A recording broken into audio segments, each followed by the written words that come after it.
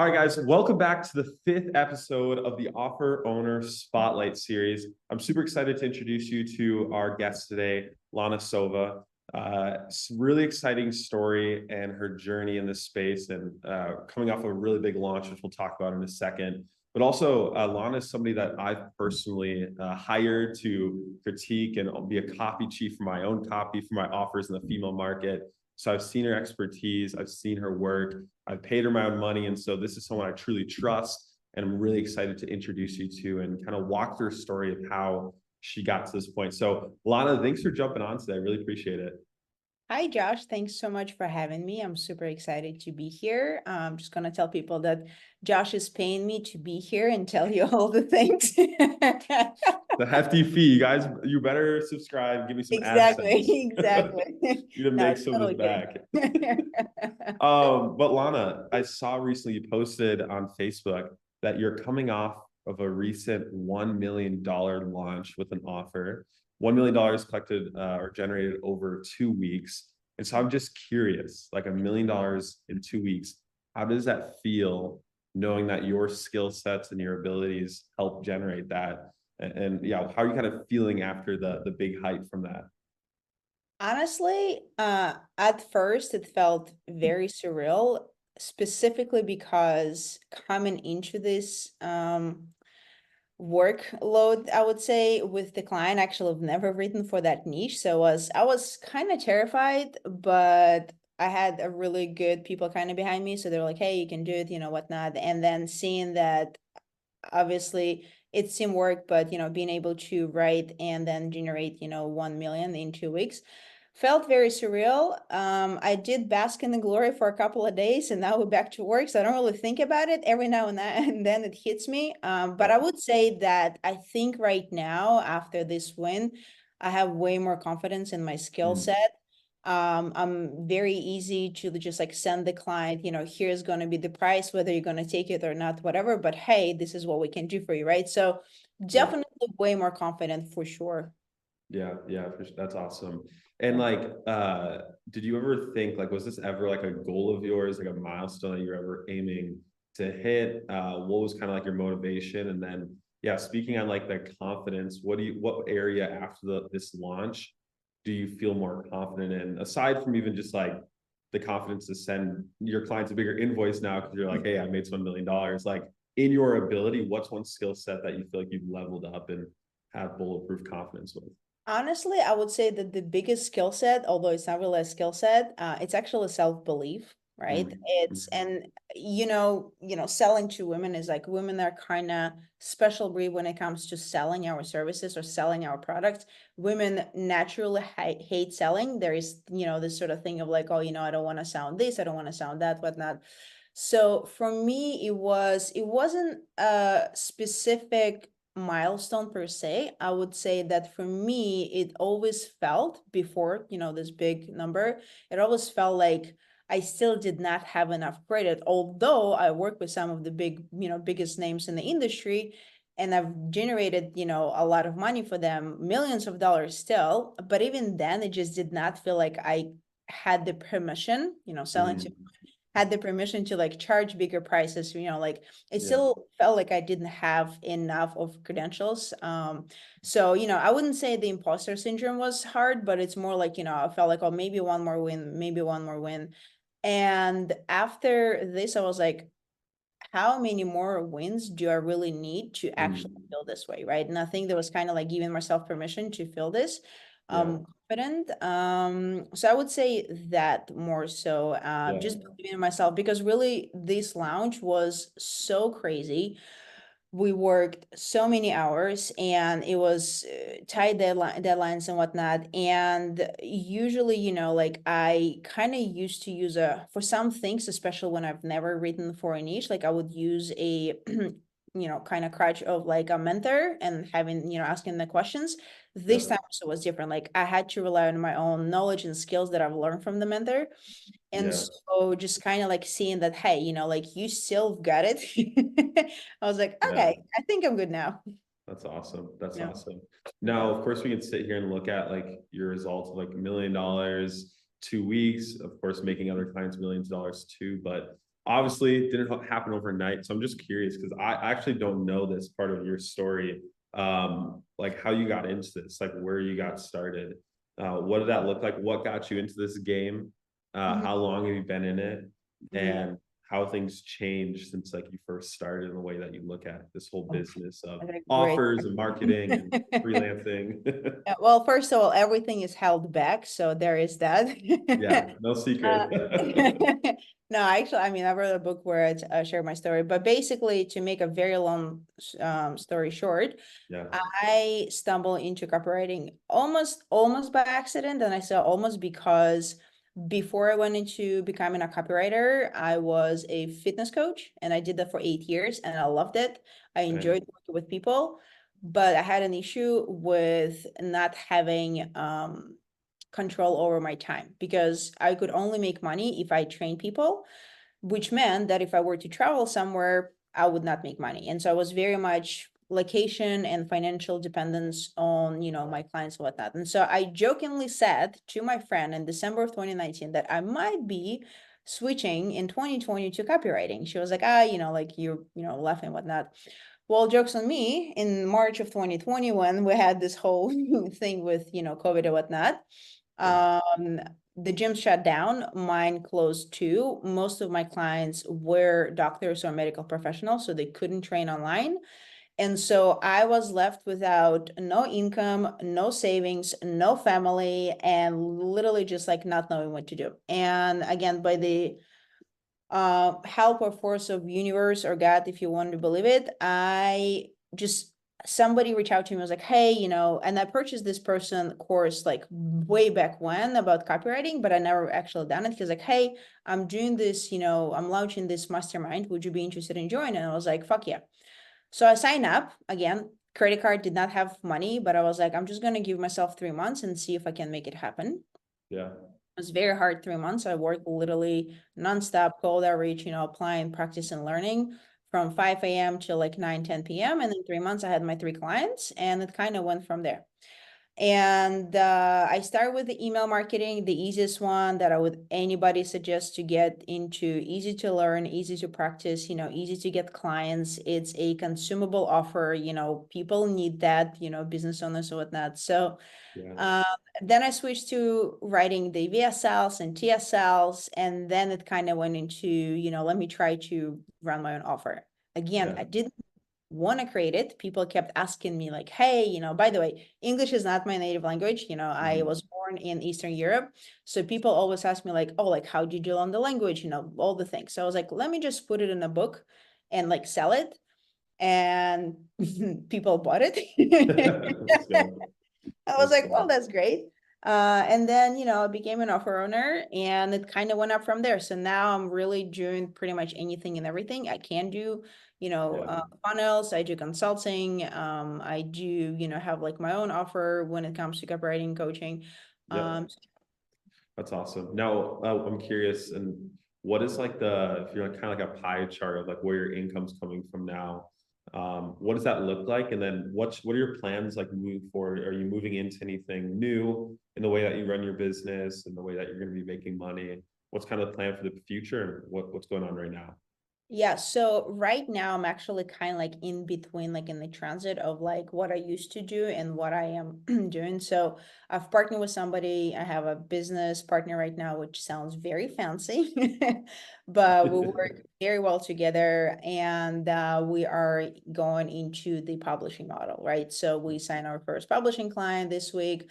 Nice. And this is where I see us going, mostly because I do love writing copy and all the things, but I do feel like if it's just one man show and you kind of doing one thing, you very much stricted and like boxed in into what you can do.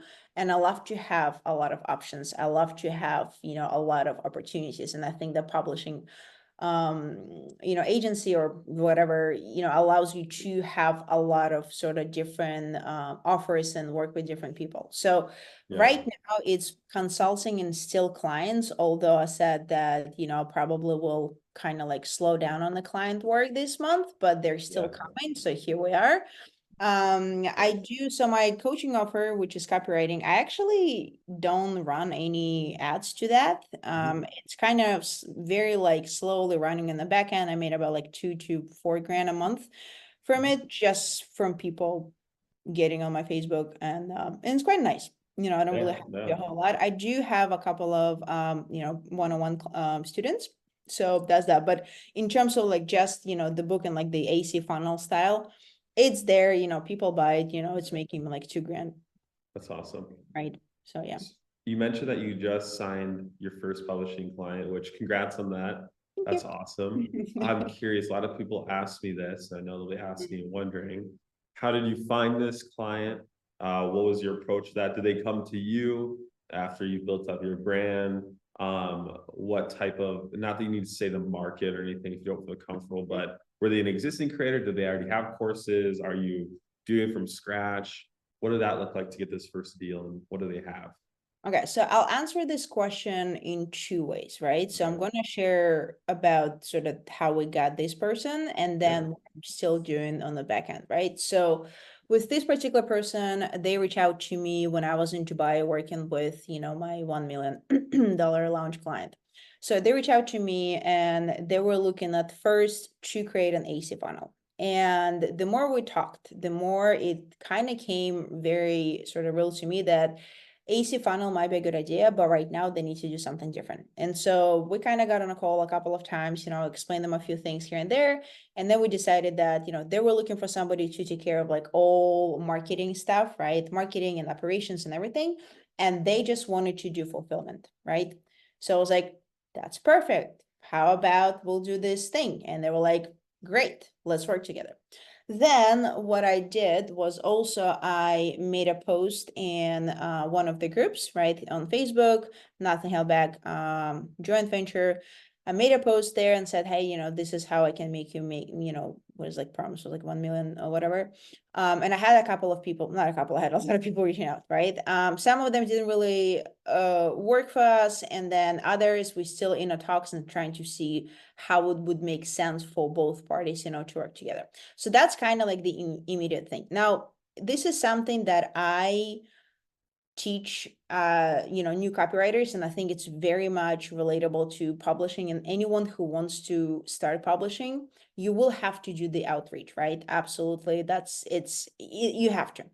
That being said, the first plan of action is always to go to your network. That's what I did, right? I reach out to the people, kind of people know my name, kind of sort of build a brand. Not that I tried it, just kind of happened, but I was still able to, utilize my network. I reach out to people, people came to me, people asked me questions, and we have a client. That's pretty much how I got one of my first clients, copywriting clients. Start reaching out to people using network, because one person knows 5 people, and each of those 5 people knows 5 people. Before you know it, somebody connects you, right? And then obviously the next thing is to do outreach, right? So I've had a couple of calls with the creators, and we try and kind of figure out how it Yeah. would make sense for us to work together. But yeah, like I do between 10 to 20 emails, sometimes a day, sometime a week, depending how busy I am, just doing cold outreach, reaching out, recording looms and doing all that stuff. Like that's what you have to do. Before Yeah. people come to you, if you don't have any brand, before people come to you, you would definitely have to do outreach for sure. Yeah, for sure. That's awesome. I'm Mhm. curious, like in that outreach, because people are going to ask and wonder, what are you saying in the outreach? And this is interesting because for me, I personally have not had to do cold outreach for publishing specifically yet. Mhm. But like to get to that point where they come to me, it was doing it for years for other offers and it all Oh, kind yeah. of came together. But when I think about it, I'm like, this seems like such an easy sell where it's less hard work to like actually reach out and make an offer to a business than it is to qualify them, because Yeah. making a deal where you're saying I'm going to do everything, all the marketing for you, and sometimes even covering the ad spend, it's a pretty easy sell, I think. And then it's more so making sure they're a good fit for you because you're putting a lot of risk in. So how are you reaching out to these people? How are you kind of positioning yourself and your offer to them? Yeah, so this is something that, like, again, it is fairly new, right? What I'm offering is slightly different when I used to offer, right? And Yep. so this is where I'm just kind of like throwing shit at the wall. I think this is what is going to work. How it's going to be, I don't know. We just started, but from the sort of data that I have right now, so obviously we're offering, to take care of everything marketing related and also guide them if they don't have any products. We also offer to help them create the product, guide them. One of the things that I did with the client, with the 1 million offer, is that I literally helped them they did have an offer, but we optimized that. And in a lot of ways, I was actually sitting with them while they were recording, just kind of make sure that everything was smooth, and like the CTAs and a bunch of other stuff, right? So we also offer to do that.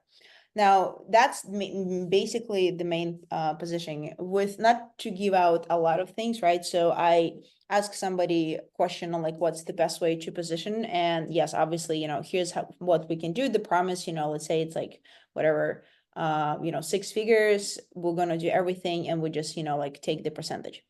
We have some people who reach out to us, and I think this is where we, and by we, I mean me and my business partner, need to do a better job at sort of figuring out who's a good fit, who's not. Yeah. We start with people who have pretty big, what do you call it, the following, right? And most of those people have a team.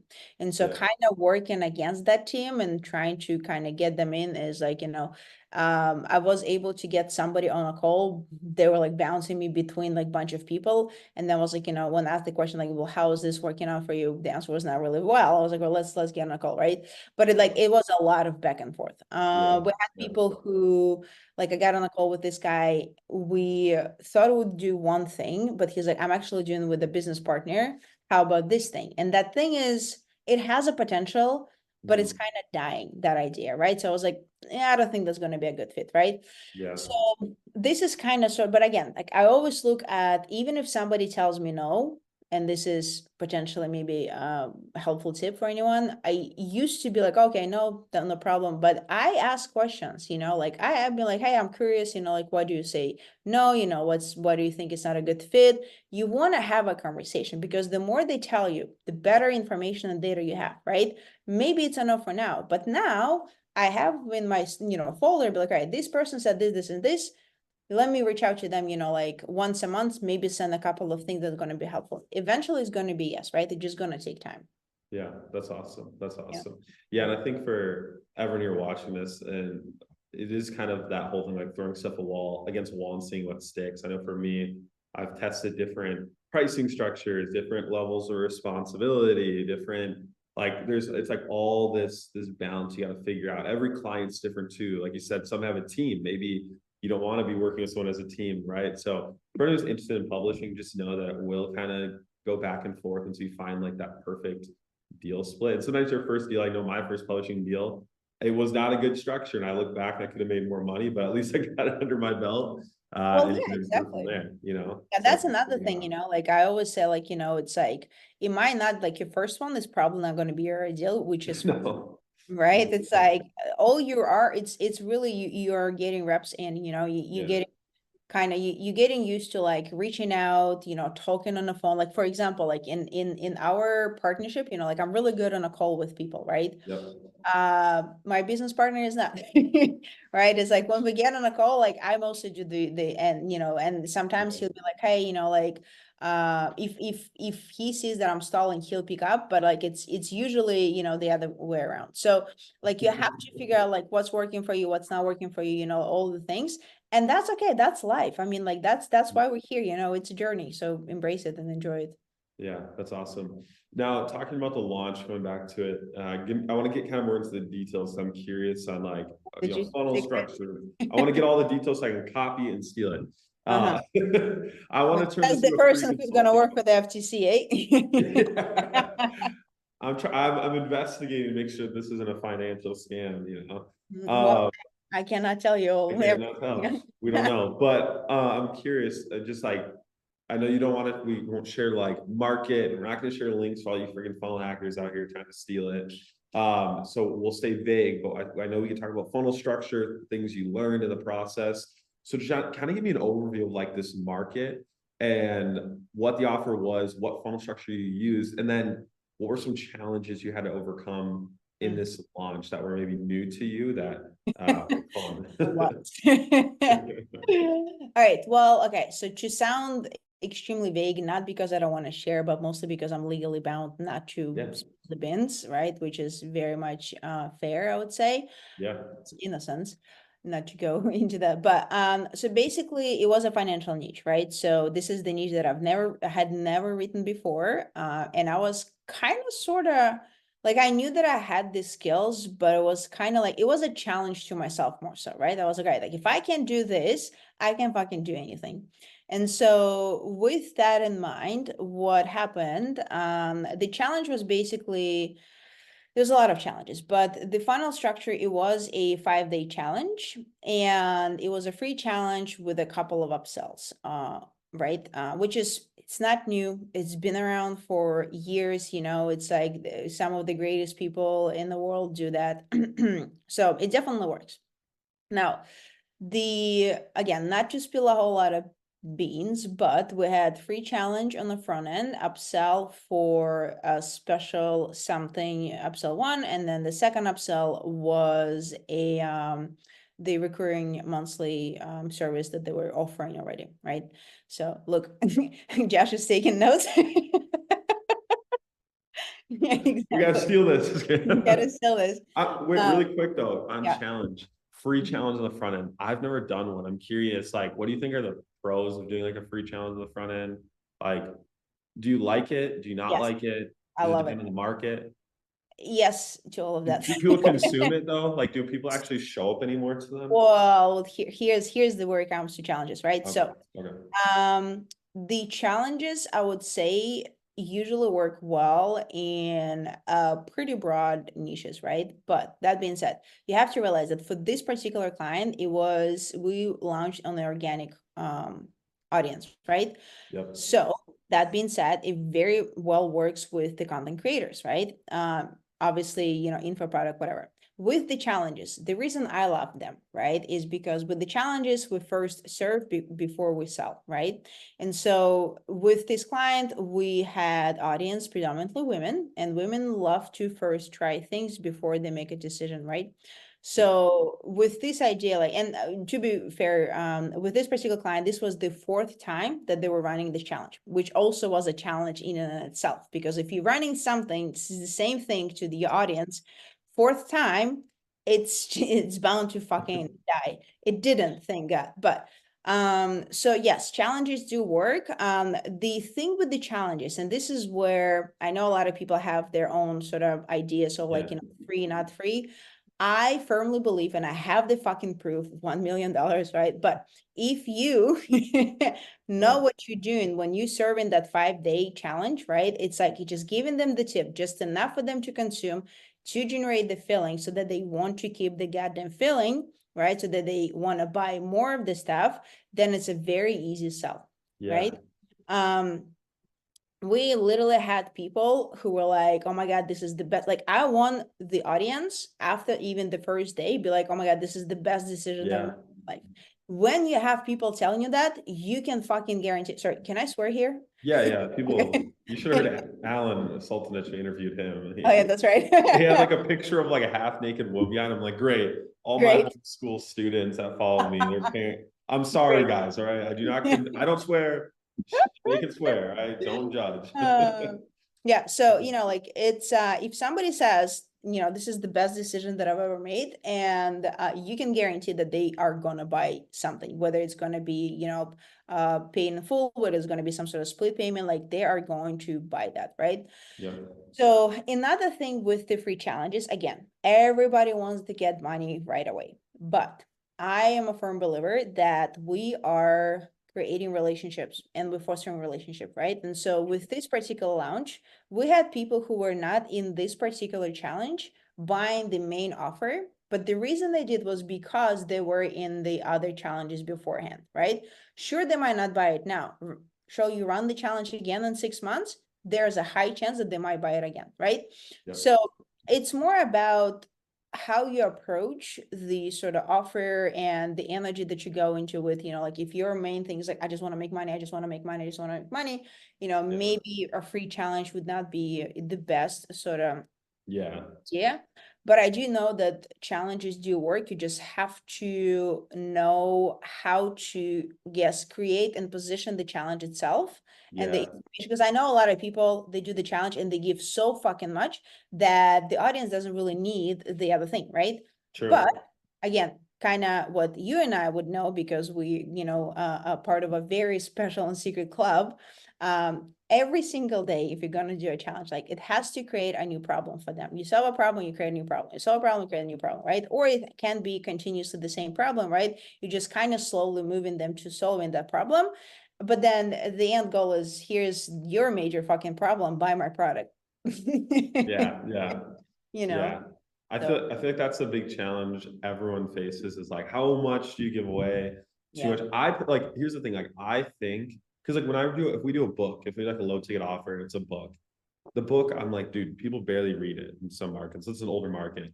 They go right to the videos we include with it. And so most of the time we're putting more effort into the video series that comes with the book. And I'm like, well, if they don't even want, they're not even going to read the book, why not just leave the with the video series, which could be a challenge in a sense, or you can reframe it. So like I'm a believer in it. Like I've never done a challenge or free challenge, but I'm like, that's what they're consuming. So I think if there's a way to really crack that where that's like the front end product and I'm sure you could sell it. I know somebody in the fitness, they're selling like a challenge for like Oh, the $5. And fitness was huge. Yeah. yeah, they love it. It's like female. And we Oh, interviewed him for women actually especially. Yeah. recently. I think you know him, Julian, and it's crushing. I'm Yeah. like, Yeah. shoot, I guess we got to do this. But I think it's that balance. So I'm curious, like, did you have any involvement in the actual challenge content, or was your creator good enough at giving enough without giving too much? Did you mess with any of the wording? Do you do any like hidden sales stuff in it, or did you just do the marketing?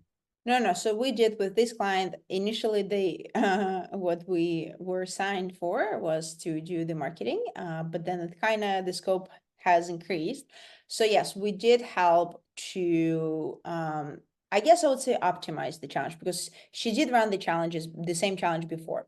But when we came in, I was like, okay, let's, rejiggle a couple of things. We kind of remove days a little bit, kind of make it more sequential into, like what's the sort of main goal, what's the outcome, and how can we get them step by step, basically, aka day by day. Right. So that was the first thing. With the wording, yes, we were also promoting the upgrade, right? Still every single day, because if they were to buy the upgrade from the free challenge, they were most likely to buy the actual main offer. So we were doing that. In a sense of like the actual content, I did not touch it. I just told the client, I was like, all right, this is what you would want to talk about ideally. How are you gonna say it? I don't care, right? But here's the thing that I want you to say, right? And then I just kind of wrote it for her. And then she basically said it. Now we were involved into, we also were doing live calls and we were involved on those, which meant that we had to wake up at 3 a.m. There, probably the most Wait, the hated. live calls for the challenge, like when the date, like So that was the upgrade. So that was the upgrade, the yeah. upgrade. Yeah. So we did those. But again, sometimes these calls may not work. Again, depending on the news, depending on the Yep. market, right? It's like in the fitness might not work, but you want to do something else, right? So it's like there's a bunch of things that you could do. It's like it's really the thing about challenges, like I think it's such a cool creative field.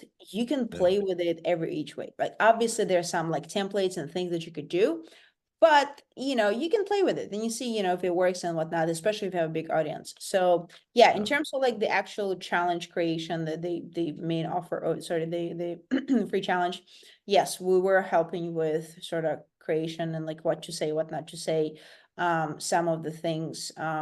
Even then, like there was one time when the client kind of went off script completely, and I was like, ah, that's a bad idea. And the number showed, it was just like the retention rate just kind of fucking dropped. But I mean, again, it's like I sometimes I'll say the thing and the client is like, yeah, but I want to do it my Yeah. way. You do it your way, boom. All good. Still $1 million. Yeah. So let me see. With the upsell path, I cut you off on that and how it works. So it's free on the front end. You did a VIP upgrade day, Yeah. and that was it, or was there anything else in the actual funnel? VIP, and then we had a monthly recurring offer that they already have. It was like a community. Interesting. Interesting. Do you feel like the monthly recurring potentially could have cannibalized the back end? Like, or was it just such a separate solution of like what they're getting monthly doesn't even tie in what they're learning on the back end or in the challenge? So here's what I mean, like I tried to make the offer Yeah. literally the whole launch extremely congruent, and I think that's why it was so well performance wise. So because the initial when we came in, right, like we had to like there's a lot of speaking of the challenges, like this was one of the challenges, right? The initial original challenge was sign up for free, like 7 day trial for this community thing, right? And it did okay, right? But I was like, okay, like how can we basically have the VIP and also have the community thing? But we need to make sure that, like problem, another problem that we're solving, right? And so I made it congruent so that once you buy the upsell, right, the first one even, you're learning a lot of things. But here's another issue that this thing is gonna, create basically. Right. Yeah. And I took a few things from the community that they usually do, and I made it kind of like front and center and be like, hey, like if you don't have basically this, whatever you want to get is going to be so much, problematic. It's going to take you so much more time. And Yeah. so because of that, we also had a lot of things with tech stuff, not to get into the details, but I think that if we were to go just specifically on ClickFunnels without Yeah. like going between like ThriveCard and whatnot, I think we would have much higher numbers. But even Okay. and with that, like we generated a $250,000 just from that funnel structure. Wow. That's awesome. That's awesome. And then ended challenge, is it like how much was the Sorry, back not end? a quarter. That was 100. That was 200,000. So like almost a quarter of a mil. Almost, yeah. Yeah, yeah. How on the back end, end of challenge, on is it day 5 that you're pitching? And then how much was that offer? Did you push into a call? Was it just a checkout there? Check out. After the challenge, was there like a kind of like a post Yeah. challenge like So thing? we again, not a whole lot of things that I can share, but what Yeah, I yeah, will share is that we did not have. It was not a book a call. It was a mid-ticket offer. It was like close to $2,000. So it was like 1,700 or something, right? Almost 18. So close to 2,000, right? Let's call it 2,000. We did not have book a call. We had something different, which is basically people could like ask. There was live chat. We did the live chat for sure. But it was basically day 5. We did the pitch, which was like a VSL, right? And we also had like a standalone VSL as well, which basically, whoever did not watch the challenge or whatever, here's where you go. yeah. But yeah, it was basically VSL. Then by here, that's it, and I think the reason why, we were so successful with the actual, mid-ticket offer without having, sales team was because people went through the challenge, right? They went through a lot of things. And again, think about congruency. We want to create an offer that is very congruent, right? The funnel. What the main offer that we were promoting was offering was also weekly calls with the content creator. So I was like, right, let give them the taste of how it's going to look like. That's why the VIP offer included the call with the content creator, right? Which basically gave them the taste of like, how is it gonna be if I were to buy this thing and like this is the calls, this is how it's, all the stuff. So just kind of making it congruent. Again, giving them the taste, just the tip. Yeah, that's awesome. Yeah. Shout out there. And so moving on to another thing I want to talk about is like the market. You mentioned, we talked about this before, and when you had shared a post on this launch, you mentioned like the challenge with like the actual audience. Like in Yeah. the financial space, it's not like a traditional like Agora style. No, It's not like no, sketchy crypto biz op crap. Like no, this is like, no. so Yeah. like talk about that challenge you had to overcome and how did you? Yeah, so the main issue with this audience was, so first of all, it was not typical Agora, it was not men in their 50s, who had a middle life crisis and they realized that they don't have any money for retirement. But the audience was basically mostly women my age. I would say anywhere between, we had like even women in their 70s, which was really funny. But it was mostly women my age, right? And I'm not gonna say what exactly the challenge was, not to again spill the beans, but basically the audience was taught by the content creator to not spend money, and that was Kind of like Dave Ramsey type vibe. It's like a Dave kind of Ramsey, sort of, yes, you in a way, know? right? Don't Yeah. spend money, save money, like how to game the system. So And there's another positioning thing, which I personally think is not the greatest, but again, it's their business, so it's not of my sort of, it's not my lane, so I'm staying within mine. But basically, we had to work against the biggest factors, like, don't spend money, but by the way, buy my shit, right? So it's like, how do you navigate that? And I think doing the challenge actually is one of the reasons to kind of work through that. I mean, it wasn't a whole lot of like, it just knowing the psychology a little bit, just kind of some of the things that both you and I are learning from the man himself, right? But more so just kind of installing a few things, right? Like with the emails and with the content itself, with the the VSL as well, just kind of just showing them that, like, sure, like people, you could, not spend money, whatever, but for example, it's like, it could take you like 20 years to get what you want, but you could take, like 2 years, right? So really it's just more like an investment. So just kind of like working around that. It was like, in terms of copy, it wasn't that hard. It was more so like Yeah. planning and I guess brainstorming. That took me, like, writing the actual VSL took me like 3 days. It wasn't that big of a deal. It just coming up with the idea that kind of like sounds like, okay, I can potentially work with that. Another thing is, which I think is my strongest suit, is actually storytelling. I'm really Mm. keen on like learning and like catching a really good story, which the client didn't even know there was a good story. I was like, this is it. This is what we Yeah, need.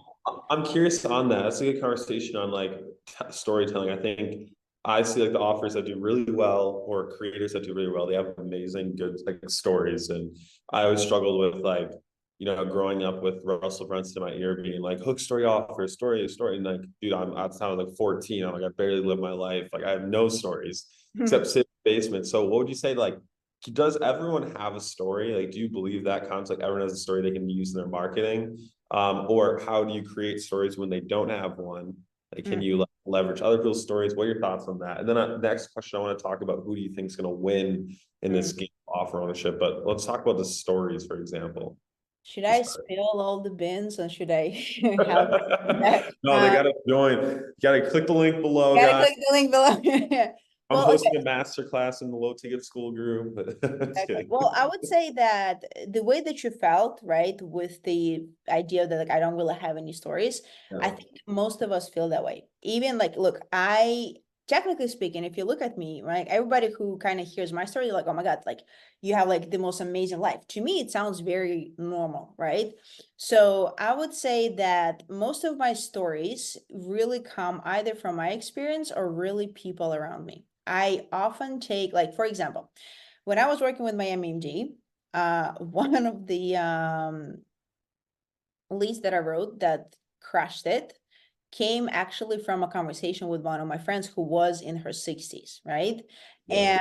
And I used that idea, we were talking about one of the creams or whatever, and I used that idea to basically write the lead. That lead crashed it, made like 12 mil or whatever a year.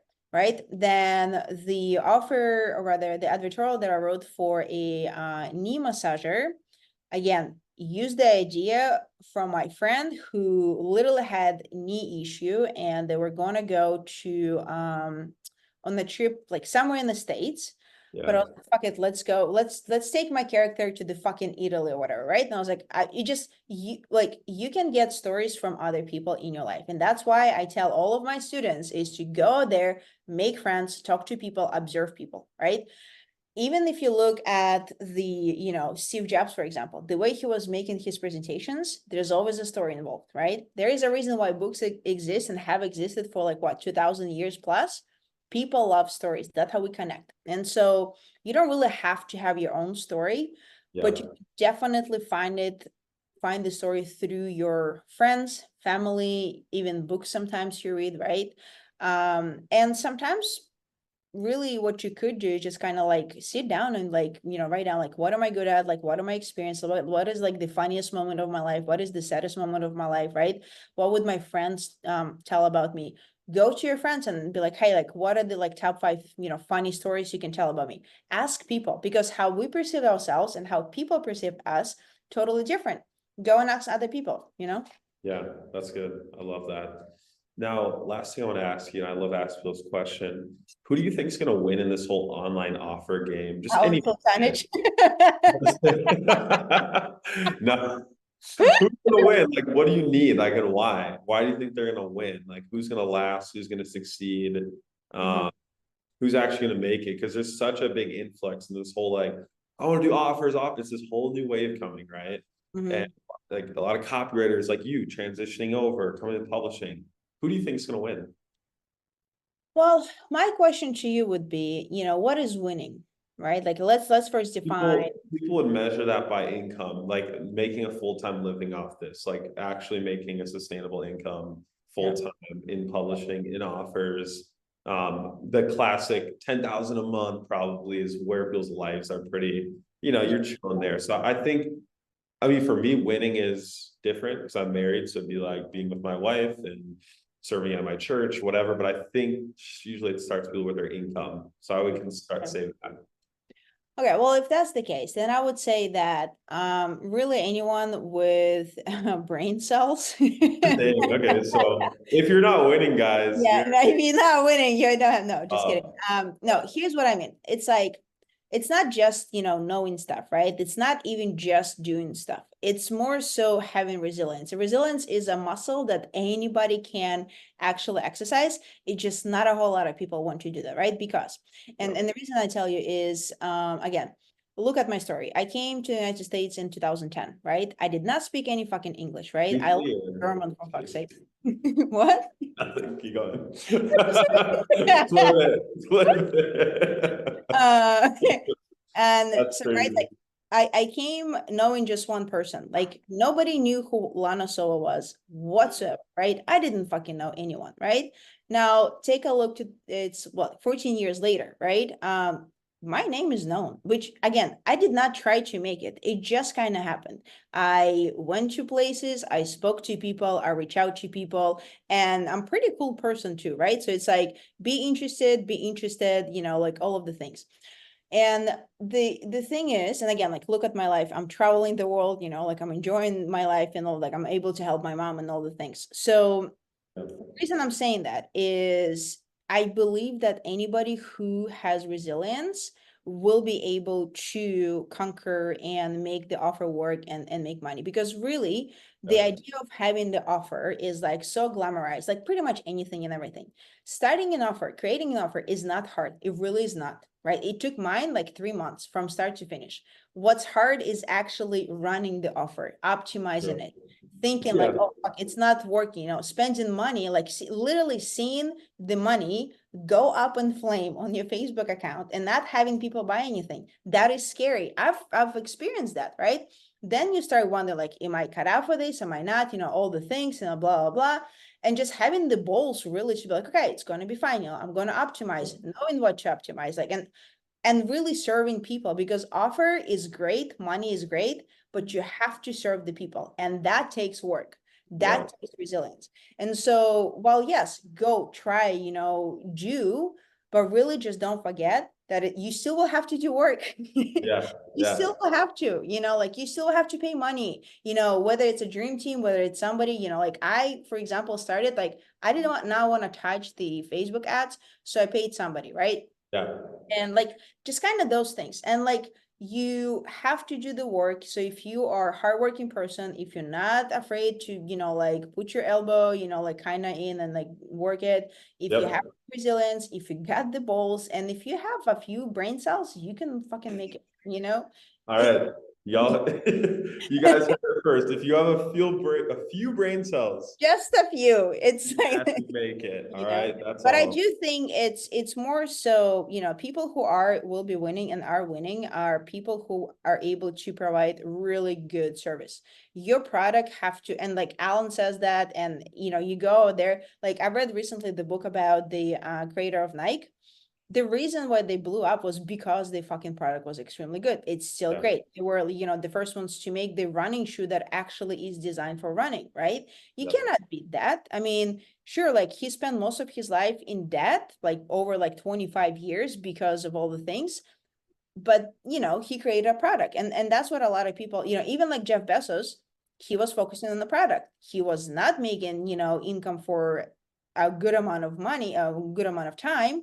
Now he's making a lot of money, but again, he sacrificed. And I think that's what a lot of people, not to, shit on anyone or anything, but it's like, Yeah, all gurus will have to sell products, but you guys have to remember, you have to sacrifice something. Sometimes it's time, sometimes it's money, sometimes it's both. true. That's what it takes to make bloody big money. And trust me, I know, because I've been a lot of millionaires. They are sacrificing, they are working 24/7. Literally, my client that I work with, in Dubai, this person doesn't sleep. I swear to God. That's It awesome. was insane, like the gurus that they're posting every day, they're doing calls and everything. How do you think that happens? They Yeah. work nonstop, right? Yeah. So That's awesome. Thank you for that. Well, guys, again, like I said, you heard it. If you have a few brain cells and some resilience, good. Lana, I appreciate you jumping on and sharing your story and a little bit about this launch. I'm excited to do a follow-up episode as you pursue publishing more and sharing some successes from your future offers, and wishing you the best for that. And for everyone watching, if you'd like to connect with Lana and hire her like I have as well, feel free to click her link, that link below, to her profile. what's that link, by the way? Yeah. And the Stripe link that she sends me all the time, anytime I ask a question. Anytime, it's like, here. There you go. But hey, Lana, thank you for jumping on. And guys, Having make me. sure to like and subscribe and share this one with someone who needs to hear it. And we'll see you on the next episode. Peace out. Thank you.